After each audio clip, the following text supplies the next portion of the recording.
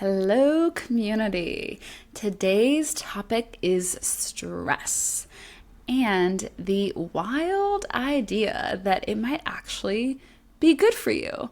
And maybe it's not this horrible thing that you need to avoid and that is ruining your life. Maybe it's more nuanced than that.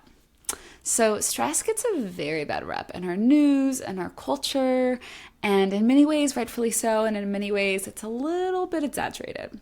So we see headlines like, "A cold fact, high stress can make you sick," or "Work-related stress can kill you, study finds."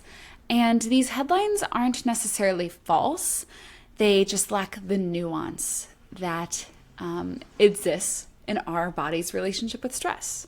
So I want to add some of that nuance in and a reframe and some simple practices that can be really, really helpful and literally change your relationship to stress today. First, let me talk about what stress is on a fundamental level. Stress is our body activating energy in the face of threat, challenge, or simply a need to respond. Our stress response pumps our system full of hormones like cortisol and adrenaline that set into motion a cascade of things happening, including increased heart rate, increased blood pressure. We breathe faster and we can actually take in more oxygen. Our senses become sharper but more narrowly focused. Glucose is released so that we can use it, in case we needed to run. All of this is our body's way of getting us ready. It is like mobilizing the team so we can do a thing, whatever that thing is. So stress is about creating readiness in our system. Stress is not inherently bad, y'all. Here's the deal. At its core level, stress is our biological process of adaptation. You heard me. Stress is our biological process of adaptation. Stress allows us to respond to life's challenges and ever-changing circumstances. Okay, imagine that you only had one level of energy every hour of every day. Maybe some situations it works great. Maybe some it doesn't. Something tells me that if the energy level you had when you were going to bed, if you had that, let's say, 10 a.m. when you need to be up and at 'em, it wouldn't work out so well. We need our levels of energy to change. We need our readiness, our focus. All of these things need to adapt to the circumstances at hand. And being able to adapt to the circumstances at hand is what has allowed life to evolve to a point where humans are doing amazing things like making podcasts on computers. So Hans Seil, who was really the father of stress research, his original definition is that stress is the non-specific response of the body to any demand made upon it. Let's break that down. Stress is the non-specific response, meaning it's not a response of anger, it's not a response of fear, it's not necessarily specific to what's happening more broadly, but it's a response in the body to any demand made upon it. So earlier I mentioned challenges, perceived danger, and that's how we think of stress now, but it's actually just demands upon our body, any of them. Sometimes those are real, sometimes they're not. Sometimes they're good, sometimes they're bad. So stress is the non-specific response of the body to any demand made upon it. That might feel very unsatisfactory, and you might be like, yeah, fuck that. That's fine. But that's where we started in our understanding of stress. So I'll just repeat it again. Stress is our biological process of adaptation. Now, here's the deal. Chronic stress, that's bad for you. That shit will kill you. Chronic stress contributes to high blood pressure, to essentially the formation of artery clogging deposits. It makes it difficult to fall asleep and stay asleep. And y'all, sleep is basically the best thing we could do for our health. Definitely the best thing. It chronic stress leads to autoimmune disease. It's associated very strongly with those developing. And it leads to brain changes that research suggests may contribute to anxiety, depression, and addiction. We know that stress is associated with the top causes of death in the United States, including heart disease, accidents, cancer, liver disease, lung ailments, and suicide. So, yeah, those headlines about stress killing you, they're not wrong. But it's chronic stress that is killing us. It's not our inherent stress response that when completed, when actualized, when moved through, when not stuck in, is our biological process of adaptation. It's chronic stress. That's the bad guy. Good stress, that's just our non-specific response of our body to any demand made upon it, okay? So what happens when we're chronically stressed is that there's this wear and tear on our system. It's like we're carrying this heavy load for just too long. And we're chronically in sympathetic, which means our energy and our resources are not being diverted to our parasympathetic system, to these long-term investments in our immune response and cellular repair and so many things that we need. And I think I mentioned, if I didn't, stress results in the production and the release of cortisol. And that cortisol literally stays in our bodies. If we don't use it, it doesn't go away. It doesn't magically disappear. And having that cortisol in our cells is energetically expensive. It's sort of like our system is flooded with resources and then we don't use it. And our system's like, okay, I guess I'll just carry this around. Our muscles are like, okay, I guess I'm just going to be tense all the time. That's fine. I love it. Okay. So this chronic stress, it's like you're carrying a load that just gets heavier and heavier and heavier, and it wears and tears on the body, and we don't spend enough time in that parasympathetic state where we get that rest and digest, where we get that nourishment, where all the cellular repair happens, where all our long-term systems are adequately resourced. It's kind of like how our world will fund short-term things. Like we'll fund the police, but we won't fund schools, and we won't fund housing, and we won't fund job development. It's kind of like that in our bodies. Not steering away from political. I'm sorry, you're always going to get it. Okay, so I hope I haven't bummed you out too much. The good news is, well, there's a few good news. First is that we can use the energy that our body activated. That's what it's there for.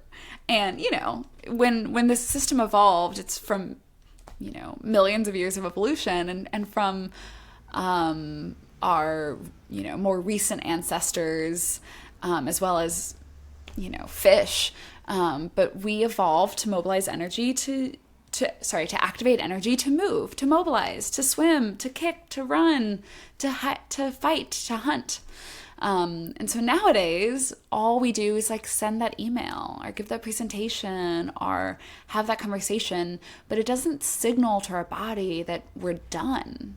So all the ways that we're actually, the reasons why our body's activating energy, those don't actually satiate the use of that energy. Sending an email isn't, as metabolically satisfying as it is to run, to punch, to kick, to dance. So yeah, the thing is, when that energy doesn't go anywhere, it stays. It hangs around. And I'm going to circle back to this at the end with some actionable ways that you can move this energy. But just to say that it's about actually using the energy to completion in a way that completes this cycle. And there's lots of nuances here, but I'll give you some few easy actionable tips.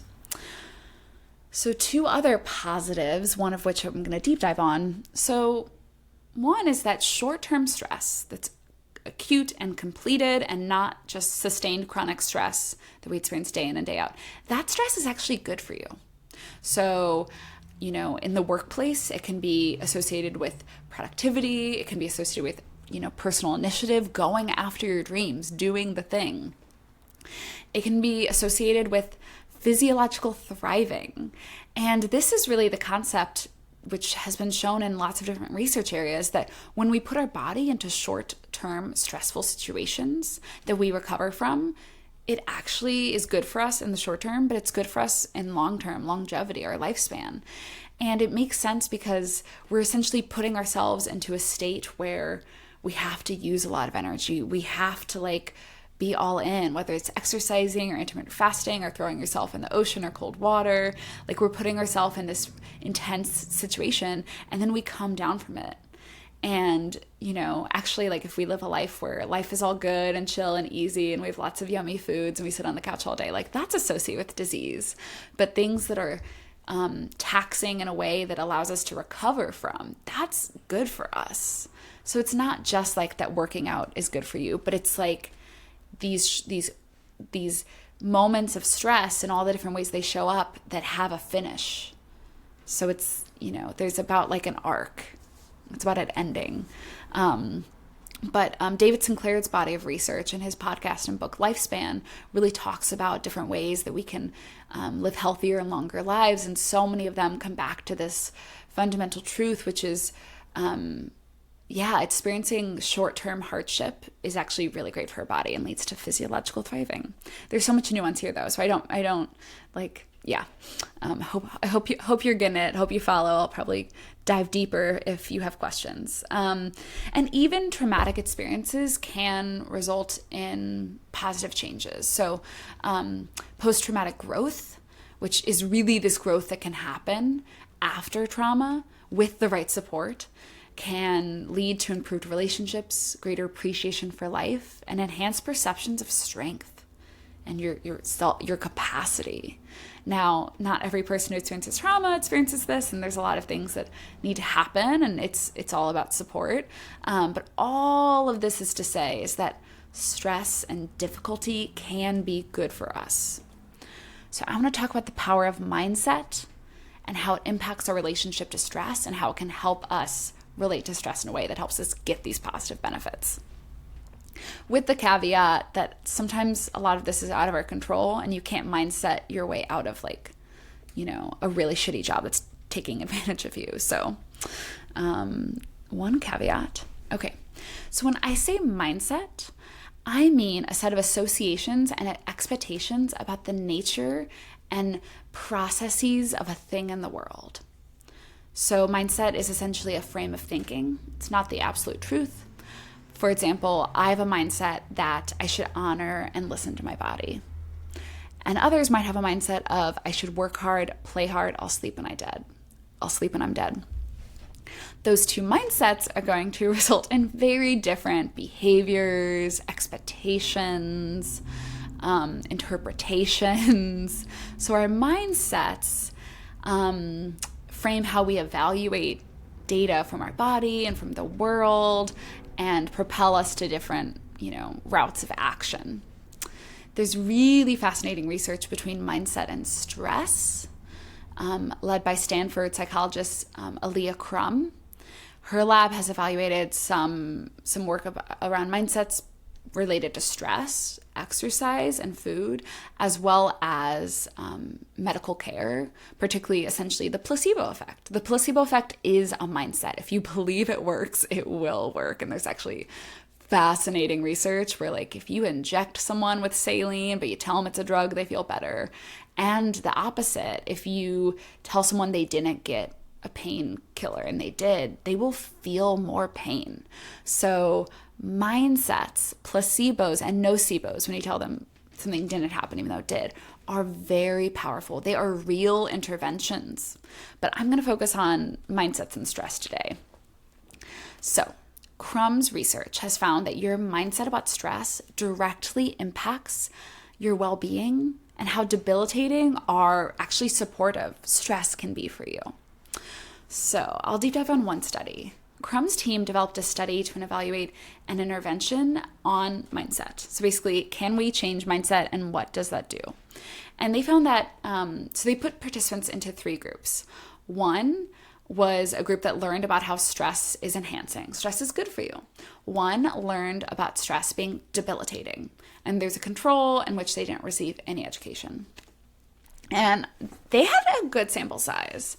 It was 163 people in the stress is good, 164 in the stress is bad, and apparently I didn't take note on how many were in the control. So the interventions, they watched 3 videos, each that are 3 minutes long over the course of a week. That's it, just 3 videos, 9 minutes total. And the stress is enhancing group, the videos really emphasized all the positive benefits of stress. That it prepares your body to act, it helps you focus, it helps you get all in, it can help you, be more productive and make meaning and all the good things. The stress is bad for you intervention received videos that talked about how horrible it is, how it's associated with diseases, how it makes you sick and it kills you. And here's the thing. So participants in the stress is enhancing group reported improved psychological symptoms. So basically symptoms of how stressed they were, how anxious they were, and how debilitated they were by their stress. They also reported better work performance. So they were more productive, more efficient, got more done. Whereas their counterparts in the control and in the stress is bad for you group didn't show these effects. Interestingly, the counterpart, the stress is debilitating group didn't necessarily do worse, and that's likely because the messages they received are those that our culture says. So they're like, yeah, you're confirming what I already know. You're not changing my perception. Whereas the stress is good for you, that intervention actually changed their mindset. Additionally, a different study, but similar, they looked at, I believe it was business school students, and they actually asked them, like, hey, do you want feedback on your work? And they gave them a similar intervention on stress. It's either good for you or it's bad for you. And in this one, they also studied cortisol levels in saliva. And with this, they found that basically those in the stress is enhancing group, first of all, they were just more open to receiving feedback about their work. And they showed lower levels of cortisol in their saliva and reported, less stress. And this is interesting because, basically what's happening in these studies and in these interventions is people are being told, hey, this thing that you're happening is real, it's normal, it's expected, and it can actually help you. It's not a bad thing, it's not a sign of failure, and it's not something that is insurmountable. And the fascinating thing about the cortisol is that that's suggesting that it's not just reducing your perception of your stress response, but it's literally reducing the intensity of your stress response. So it goes from being this intense thing, my heart is beating, oh my gosh, I don't know what to say, I don't know what to do, to being I'm feeling activation, but it doesn't have to be this all-consuming thing. I don't need to numb or procrastinate or melt down. Whereas when we feel that stress is bad and we've experienced stress as debilitating, we do those things. We avoid, we procrastinate, we numb out. Maybe we melt down. There's all different ways that we're perceiving the signals from our body if we think stress is bad. So let's talk about how to shift your mindsets around stress to actually use this fascinating research. Okay, so first, mindset shift.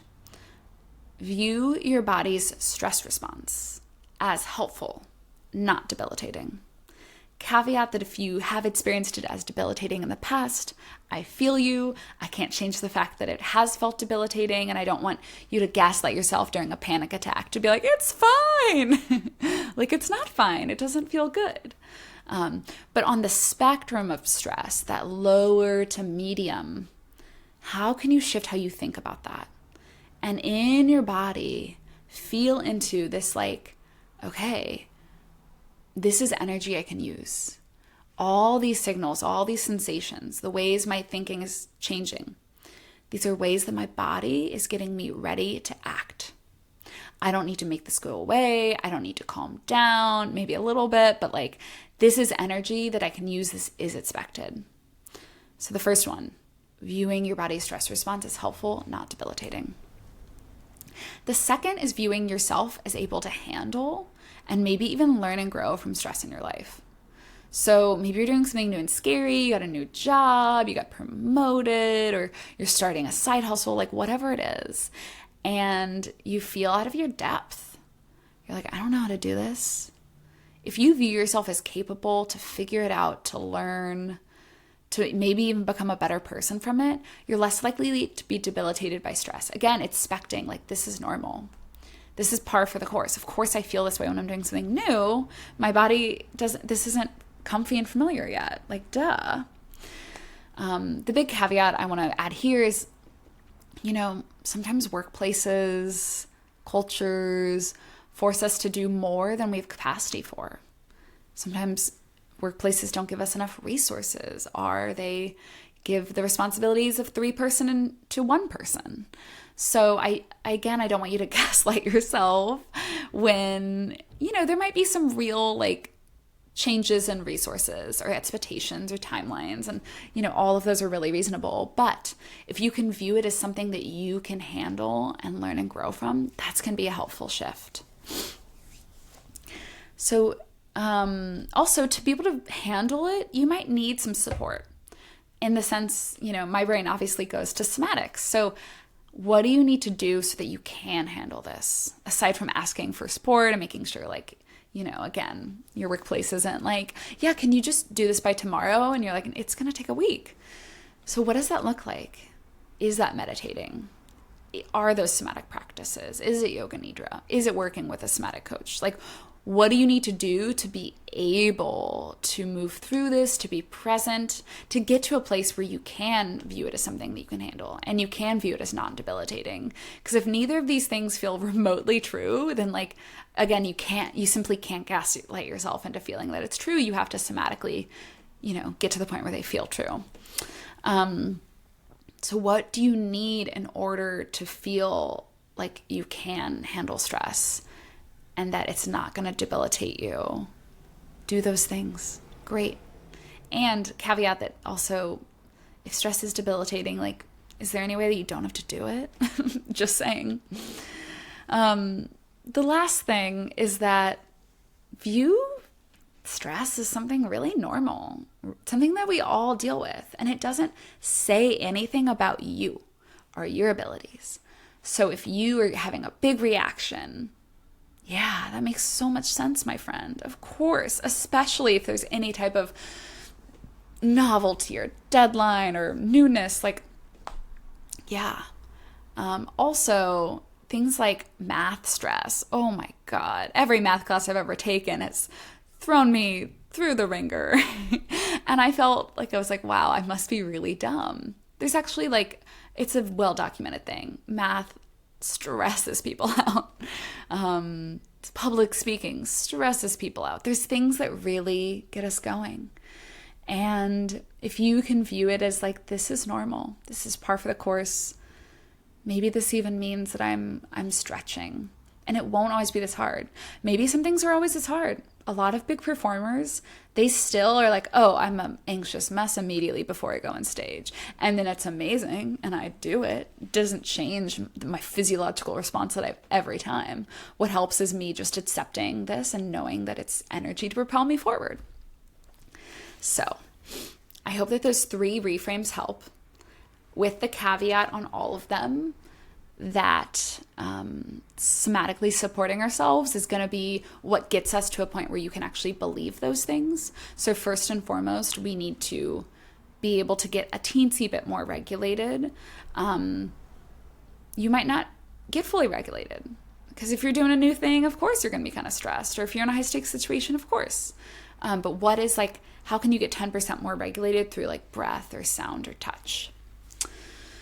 Now, something that I teach about is about moving through activated energy. Some forms of somatics is like, let's just calm down. Oh, you're anxious? Just calm down. Let's just take a deep breath. Just calming down. No, boo.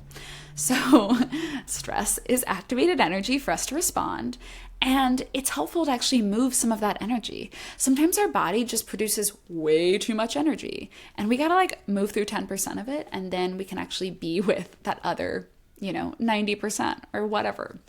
So some of my go-to ways are dancing. Find a song that really captures the energy, that captures the vibe, and dance your way through it. Do this before work, do this between meetings, do it in the car. It can be a great way to shift your mood. So you might start with songs that capture where you're at and then change to songs that capture where you want to be energetically. Related but different is shaking. So whereas dance, we might think of like moves that look and feel good, shaking is just whole body shaking and wiggling and literally getting as many parts of you vibrating and moving. And the idea, there's different types of shaking as far as like the pathways that they work on. But my version is literally, it's like we're shaking up the fascia, we're shaking the muscles, we're releasing energy that's kind of just stuck and stagnant, and we're letting it move and circulate and move to completion. So what I love about shaking is it's non-specific. So sometimes I'm like, oh, there's an energy in my chest and I want to do something specific to that. I'm feeling in my legs, maybe I stomp or I kick. Shaking is just like, I just feel kind of weird. I just feel buzzy, activated, bubbly. Great, shake your body, move your body, see what happens. Take pauses, check in, what's shifting? Do you need to shake some more? Do you need to dance? What do you need to do? And ultimately, by moving through at least some of the energy, we can be more present. However, there are times when what we're feeling is too big, too intense. We might need to do some calming. We might need to do some regulating. There's so many ways that this can look. So this is not a one size fits all. And I teach the nuances of this in my program, Body Language Lab. So if you're interested in like, how do I know when my stress is too big for me to be with? How do I know when to shake? How do I know when to breathe? How do I know when to calm down? Come join Body Language Lab. The next round starts September. But I also explore this really in depth in my one-on-one work, and I'm sure I cover it to some degree in various workshops. So if you want to hear more about this, it really is an embodied experience because stress is an embodied experience. So there's lots more to say as far as like, how should you specifically work with the energy in your body? Yeah, I can't actually tell you that in a podcast, but I hope that the reframes of that stress can actually be enhancing. And when we view stress as enhancing and view ourselves as capable and we view it as normal, it doesn't have to debilitate us and it can actually lead to more meaning and more work. And, I'm just going to keep repeating these caveats. Sometimes too much is asked of us. Sometimes we're not supported. Sometimes we're in a situation that we're like, I actually don't need to be in this. Like, why am I doing this? So I ask that you hold all of that complexity, but know that whatever you're going through won't last and that you are capable. And when in doubt, shake it out or take some deep breaths. How did you like this? Please let me know. I feel so curious about how this work is landing for you. And at the very least, I hope you're thinking about stress and your body and things like anxiety a little bit differently. See you next time. Bye.